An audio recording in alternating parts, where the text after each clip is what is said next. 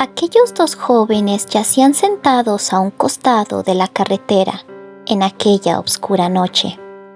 No esperaban ningún vehículo al cual subir, sino que solo estaban ahí sentados, en silencio, con la intención de hablar un poco. Finalmente, la joven de hermosos colores tomó la palabra. «¿Cuál es tu historia?», preguntó ella mirando directo a los ojos al chico. El joven solo respondió: «Pues es bastante larga. Intentaré resumírtela de un modo sencillo que se pueda entender». Aquel joven de cabello azul peinado en una cresta llevó la mano a la parte trasera de su cuello, en la cual había pequeños trozos de vidrio incrustados. La joven apartó la mirada tratando de contener las lágrimas, puesto que observar la herida en el cuello del punk le hacía sentir una terrible tristeza. «Adelante, cuéntamela», dijo ella sin mirarlo en aquel instante. «Yo vivía desde los 16 años en la calle, ya que mi padre me echó del departamento. Por mi ideología y por las veces que estuve en los calabozos de la comisaría detenido por consumir alcohol en la vía pública y también por meterme en peleas con los neonazis, dado que yo defendía a grupos pequeños de ellos. Los neonazis son racistas, homófobos, xenófobos, etc. Era de por sí ya bastante peligroso llevar la cresta y las botas, ya que la gente suele discriminarte por tu apariencia, sin darse el tiempo de conocer más. Los punks vemos al Estado y a los pacos como dos basuras de las grandes, donde controlan y reprimen a la gente hasta despojarlos de su individualidad o con el consumismo de cosas innecesarias. Pero ese no es tanto el punto que te quiero contar. Mi comportamiento destructivo creo que inició cuando tenía 13 años. En ese año mi hermana mayor de 19 falleció, esperando un donante de corazón. Y a partir de ahí, despertó en mí una ira y rebeldía que no podía controlar del todo. Estaba resentido con el sistema que desprecio, con el ver que hay un montón de hueones corruptos e inútiles dirigiendo el país y cómo gente inocente o pueblos originarios desaparecen por su ambición de plata sin importarles nada. Bueno, aunque los punks tampoco somos unos santos, dado que muchos nos la pasamos tomando o consumiendo drogas en las casas ocupa y a veces rompemos cosas que no son nuestras. La joven se acercó un poco más al chico sentado junto a ella, poniendo tímidamente su mano sobre la de él. ¿Cómo era tu vida en el colegio, si no es indiscreción? Él la miró por un instante para luego devolver su mirada al frente y proseguir con su relato, dando así respuesta a la pregunta formulada por la chica. Pues los últimos 2 años de básica me volví un chico bastante desastroso e inestable mentalmente. Si algo no me gustaba, no lo expresaba con palabras tranquilas, sino que me ponía a gritarle de garabatos a los profesores, tiraba sillas o mesas, me escapaba del salón e incluso una vez llevé a consumir cerveza y marihuana en un cubículo del baño de hombres. Me metí en peleas, pero nunca con alumnos de cursos menores que yo, sino que siempre me agarraba con los del liceo que eran de cursos mayores. Cuando conocí esta cultura, tuve que pelear para ganarme la cresta y las botas. Cuando me vieron en el liceo con ropa casual y no con ese horrendo uniforme de cabeza cuadrada, no dudaron en llamar a mi padre. Desde esa vez, casi ya no me importaba lo que me dijeran. En mi mente de chico de 15 años pensaba algo como: ¿y estos hueones quiénes son para imponerme sus valores hipócritas, llenos de restricciones? Incluso mi padre me metió en un colegio militar, en el cual no duré más de un mes. Ni las reglas tan estrictas de ese lugar pudieron conmigo, y me terminé agarrando a combos justo afuera del colegio, todo por ideología. Después de eso volví a casa, y en las noches me salí a escondidas para irme a las tocatas, consumir alcohol y drogas, o simplemente para pasarla bien con otros punks que aunque mayores que yo me supieron comprender. Sin duda alguna, la vida del joven Punky no había sido una cosa fácil y ella lo sabía. Tenía ganas de abrazarlo y decirle que a partir de ese momento las cosas serían diferentes. Sin embargo, ella no tenía la certeza de que fuera a ser así, aun cuando ella se quedara a su lado, por lo que solo se limitó a hacer su siguiente interrogante.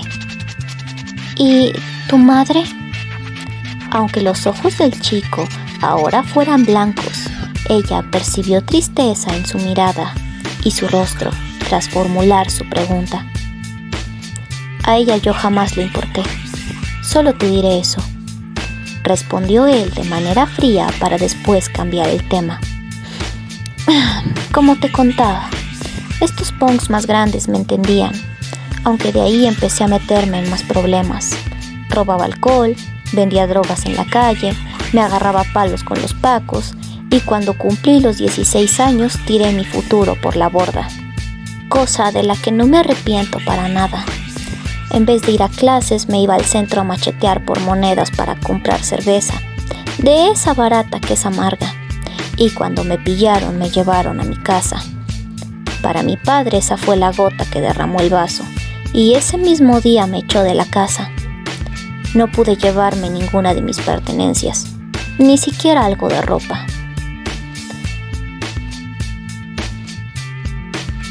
Solo me fui hacia una de las tantas casas ocupa. ¿Qué hice ahí? Pues solo fumar marihuana tirado en un colchón viejo, mientras escuchaba música de la banda Doom en una vieja radio que ahí tenían. Con cada palabra dicha por el joven de cabello azul, la chica sentía su corazón desgarrarse un poco más.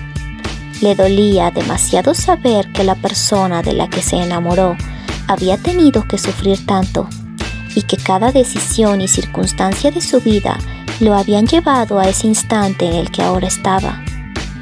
Más aún, lo habían llevado al final tan trágico que tuvo. Sin poder contenerse más, ella lo abrazó para escuchar entonces la culminación del triste relato. El joven también rodeó los hombros de ella con uno de sus brazos a modo de corresponder su abrazo. Ya habían pasado 3 años desde que me echaron de casa. Me la pasaba tomando en la vía pública y definitivamente me había vuelto una marioneta del copete y las drogas. Aunque más del copete, porque no podía pasar un día sin emborracharme en las calles del centro de la ciudad.